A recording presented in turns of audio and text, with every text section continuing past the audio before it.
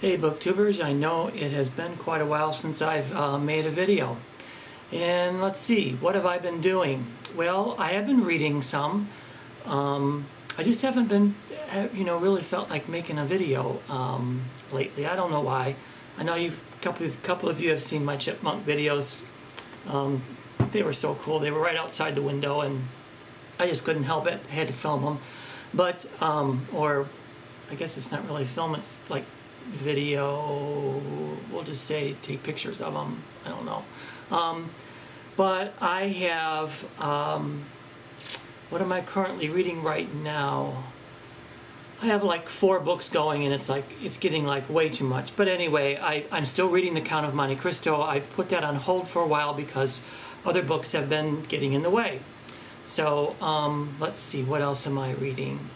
I'm still reading Horatio Hornblower, A Ship of the Line. I'm enjoying that. That is kind of a seafaring adventure type of a book.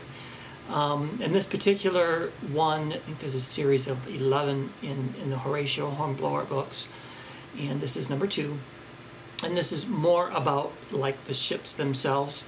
And so there's a lot of like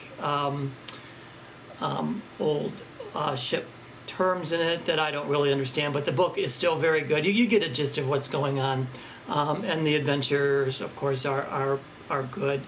That's in there.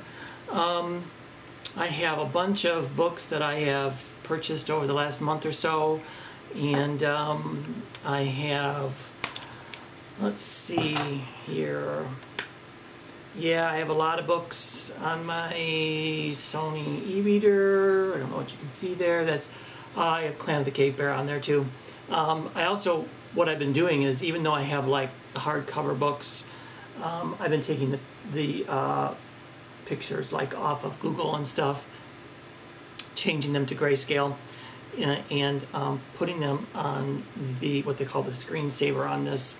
So every time you turn it on and turn it off, you get something new. Like this is a different cover for Clan of the Cave Bear. It's the newer cover of a newer version, not a version, but a newer printing of it, I guess you could say.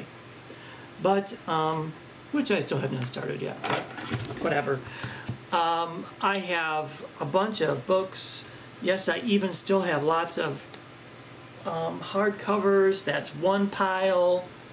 Here is another pile that I have to go through and do a haul on. I even have 3 books yet that have not been unboxed. So I don't know if I'm being lazy or what's going on. So, but things will, it's summertime too, or getting close. It's like late spring, and there's cutting grass and flowers and gardens, and I also have a small trailer on a campground on a lake in Indiana, which is about an hour and a half away, and I'm going to be going there tomorrow morning, overnight, Saturday night. So there's that stuff that I do kind of on the weekends, but when I do go to the lake, I do a lot of reading because I like to start a campfire going, and sometimes I have it going all day long, and I just sit there and read. So that's one thing that's good about going to the lake. Let's see. I thought this was a really cool bookmark. I got this at a local store. It wasn't even a bookstore. It was just like at a local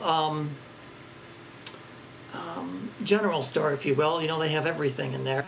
And they had these bookmarks, and I'm going to buy one. They're kind of like $5 a piece, but they're 3D. I don't know if you can really tell that through there.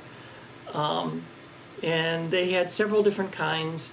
And every once in a while I'm going to pick one up just because I thought they were kind of neat. And what else is there? I've been watching a lot of YouTube videos. One of the books that I've read recently was titled Warriors, and for some reason figures that I wouldn't remember the exact name of the book. Isn't that terrible? I just finished reading it too. Let's see, it was in an ebook, and I'm not really this is not gonna be like a review. It's down here at the bottom. Into the Wild, yes.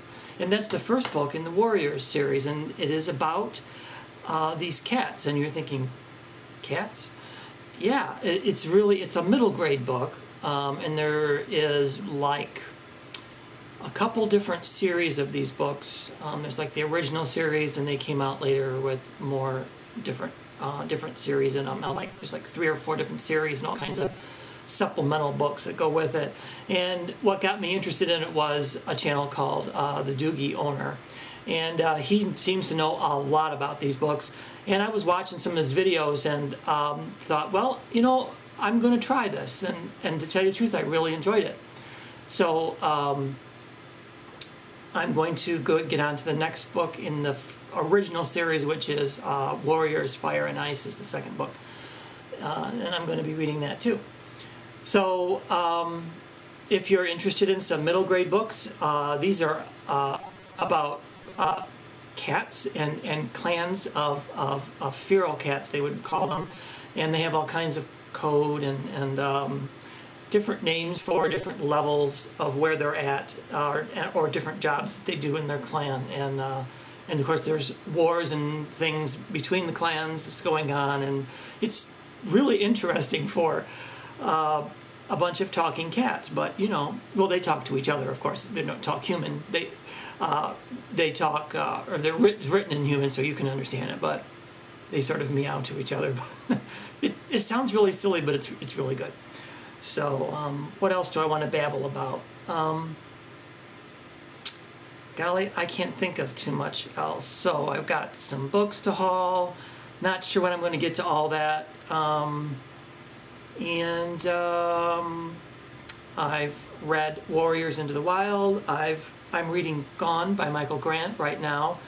I think I'm on chapter like 32. So I think I'm more than 2/3 into the book. So far, it's pretty good. It's a kind of a dystopian type thing where these kids, everybody when they turn age, it'd be under 15 years of age, are left in this strange, I guess you would call it like a dome type thing.